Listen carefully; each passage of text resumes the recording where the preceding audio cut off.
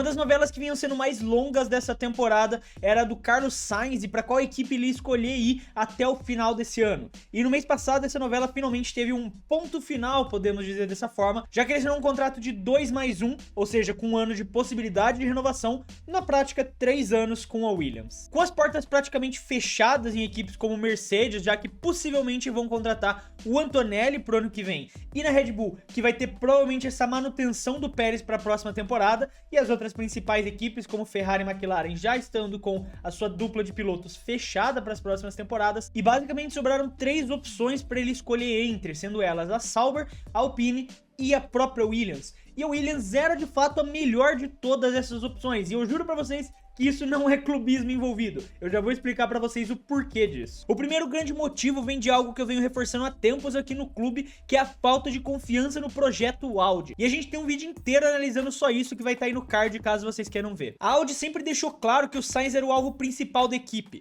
E apesar de nunca anunciarem isso publicamente, o desejo sempre existiu, e chegaram a oferecer contratos absurdos para ter ele como líder da equipe no futuro. Claro que 2024 e 2025 não era o ano que a equipe já ia começar a brigar por algo, o foco do projeto realmente era 2026, mas você começa a ver algumas tomadas de decisões e falhas iniciais no projeto agora, que preocupam qualquer um que toma essa decisão de ir para lá. Principalmente quando a gente volta para a questão dos pitstops longos da equipe, e esse já era um problema da temporada passada. Nessa eles trouxeram uma porca nova com a ideia de tentar facilitar e corrigir esse BO dos problemas nas paradas. Só que essa porca estava sofrendo danos por conta das altas temperaturas do carro, e eles não conseguiram prever isso nas simulações e nem nos testes de pré-temporada, o que basicamente matava todo o propósito dessa atualização. E ainda mais com a nova suspensão que eles trouxeram para 2024, ficava quase impossível usar as peças antigas e principalmente a porca antiga para amenizar esse problema. Então eles tiveram que perder tempo de pesquisa e desenvolvimento para conseguir corrigir esse erro. E outro ponto em relação ao Audi é exatamente a questão do motor e a falta de competitividade da equipe. Eles são indiscutivelmente a pior equipe de todo o pelotão, sem conseguir marcar nenhum ponto em toda a temporada. E tentar dar um salto gigantesco de performance para 2026, que é o que a Audi vem prometendo com toda essa campanha e vendendo o nome da sua equipe, é quase impossível. Eu gosto sempre de lembrar nesse cenário situações como a da Mercedes depois do retorno deles para a Fórmula 1. Isso porque eles já estavam na categoria há algum tempo fazendo motores para equipes como McLaren, mas desde que eles voltaram como uma construtora de fato, demoraram 4 anos para um carro capaz de vencer corridas e 5 anos para finalmente serem campeões. Enquanto a Red Bull precisou de 5 para um carro capaz de vencer e 6 anos para realmente ser campeã. A Audi vem fazendo seu motor pela primeira vez na história da Fórmula 1, sem referência nenhuma de dados para saber se estão indo bem ou não, e é quase impossível afirmar que vão ter um carro capaz de disputar o título ou até mesmo vencer uma corrida na próxima geração. A gente tá falando de um projeto que vai trazer resultados talvez para lá do próximo ciclo só. E o Sainz, querendo ou não tem mais todo esse tempo de Fórmula 1 sobrando. Ele vai fazer 30 anos no dia 1º de setembro, mesmo dia que é o aniversário do Corinthians, e sim, eu achei extremamente relevante pro nosso vídeo mencionar essa informação. Vai, Corinthians! E a gente tá falando de um piloto que tem uns 3 ou 4 anos a mais de alto nível na categoria. Ele não é um Hamilton ou um Alonso para aguentar se manter em tão alto nível por tanto tempo. Então mesmo que no papel o projeto da Audi possa parecer mais atrativo, principalmente financeiramente, já que eles estavam dispostos a pagar altos valores por Sainz, na prática ele não é o melhor projeto. E até mesmo a troca do Andrea Seidl pelo Binotto no comando da equipe visava atrair o Sainz, mas para infelicidade da Sauber Audi, isso aconteceu já tarde demais, e agora eles precisam ir atrás de outros nomes, com até Bortoleto e Palou sendo considerados para vaga. Mas se a questão era competitividade, a Williams tá no mesmo pote, você pode dizer. Tá certo que a Williams conseguiu pontuar, tem 4 pontos no campeonato de construtores, mas na prática é a 9ª colocada e tá ali mais perto da Sauber do que de fato da Alpine, que é a 8ª colocada. Mas eu vou discordar do argumento que ela tá no mesmo pote da Sauber, porque o projeto do futuro que a Williams apresenta para os próximos anos da Fórmula 1 é muito mais consistente, tá muito mais claro do que as concorrentes conseguiram apresentar. Desde que assumiu o comando, o James Vowles vem conseguindo botar ordem na casa. Não é uma equipe que oferece uma opção competitiva para o Sainz no curto prazo, claro, mas como o próprio Vowles disse, de forma até arrogante, mas não errada na minha visão, é uma decisão fácil se juntar ao Williams. Quando a gente entra na competição direta de motores, a Audi, eu acabei de explicar toda essa incerteza envolvendo o projeto para os próximos anos,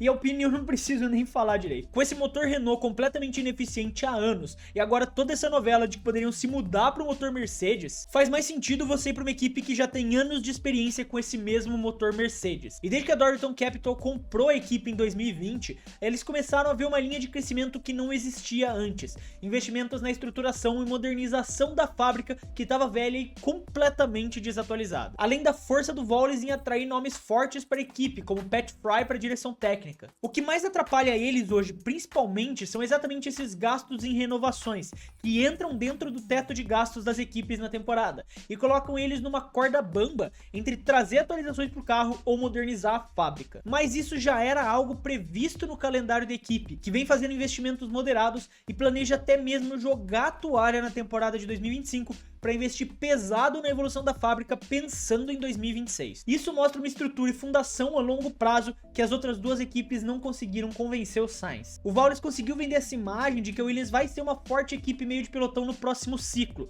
e pensando atualmente na situação do Sainz, essa era a melhor opção. Sem falar que ainda existe uma remota, porém possível chance do Adrian Newey ir para o Williams. Hoje ele parece mais convencido a ir para Aston Martin, mas a briga ficaria direta entre as duas equipes britânicas, principalmente depois da Ferrari pular fora dela. Já que, segundo a revista Auto Sprint, a Ferrari estava disposta a pagar qualquer salário que o Newey pedisse. Só que as exigências dele foram altas demais, principalmente no poder de tomada de decisões nas contratações de novos engenheiros, atribuições de funções e aceitação de parcerias técnicas com direito a um poder de veto. E isso teria desagradado o Vasseur, que então usou seu poder de veto para recusar o Newey. Ele teria tanto quanto, se não mais poder que o próprio Vasseur no controle da equipe. E eu não sei como essa proposta seria vista dentro de outras equipes, como na própria Aston Martin ou na Williams. Dentro da Aston Martin eu consigo enxergar tudo isso que ele exigiu sendo aprovado, até porque quem manda lá dentro de fato é o Lawrence Stroll. O Mike Crack apenas senta e ouve. Então não é uma certeza que o Newey vá pro Williams, mas essa possibilidade existe, e se ela existe, com certeza foi usada pelo Wallace numa argumentação para tentar trazer o Sainz para a equipe. Até porque o que o próprio Marco disse, existe uma cláusula no contrato do Sainz, que se ele receber uma oferta de uma grande equipe do grid, ele poderia sair da Williams, e é até uma forma de se proteger caso não dê certo esse projeto da equipe. E essa é uma cláusula que eu acho que tanto a Audi quanto a Alpine de Briatore não teriam assinado. E já que a gente falou do homem, é importante ressaltar também porque a Alpine era possivelmente a pior opção das três, considerando as necessidades do Sainz. A começar pelo motivo que eu já mencionei antes, que não existe hoje essa certeza primeiro de qual motor eles vão seguir, se vai ser o motor Renault ou se eles vão transitar para o motor Mercedes. Além de todo esse caos estrutural interno que é relatado por todo mundo que sai da equipe francesa, com o Ocon falando que às vezes decisões atrasam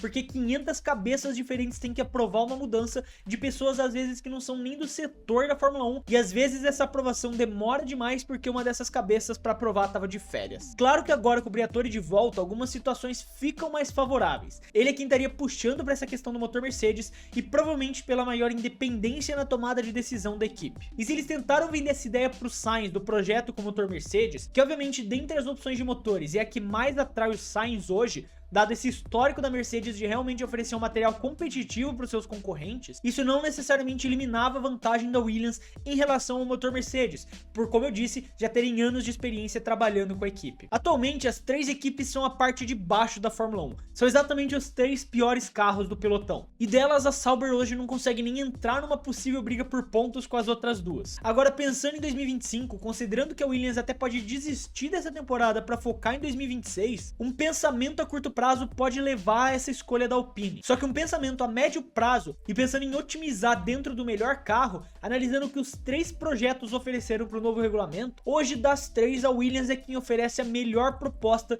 de um possível carro competitivo para 2026. E para mim seria até uma surpresa, na verdade, se nos primeiros anos do novo regulamento a Williams não fosse um carro melhor do que a Audi. E por isso, para mim, considerando toda essa situação bizarra que o Sainz está envolvido, a Williams realmente oferece o melhor projeto para ele. Um piloto do calibre dele merecia estar em uma das 4 equipes de ponta hoje, mas já que isso não vai rolar, ele precisa olhar para quem tem potencial de maximizar suas habilidades num futuro próximo, de no máximo 2 anos. E quem tem esse projeto mais estruturado e montadinho é a equipe britânica. Isso porque ainda existe essa possível cláusula que protege o próprio Sainz, e caso ele performe bem ou a Williams vá mal no campeonato, ele tem essa oportunidade de sair da equipe e tentar cavar uma vaguinha numa eventual equipe de ponta. Ele teria essa liberdade para sair, que novamente a Alpine Audi não ofereceriam para ele. E essa pode até ser uma estratégia suicida da Williams, mas desde que eles sejam capazes de entregar sua parte do acordo, seria a primeira vez em muitos, eu digo realmente muitos anos, de que a Williams teria uma dupla competitiva. Então pode ser um tiro arriscado no escuro mesmo,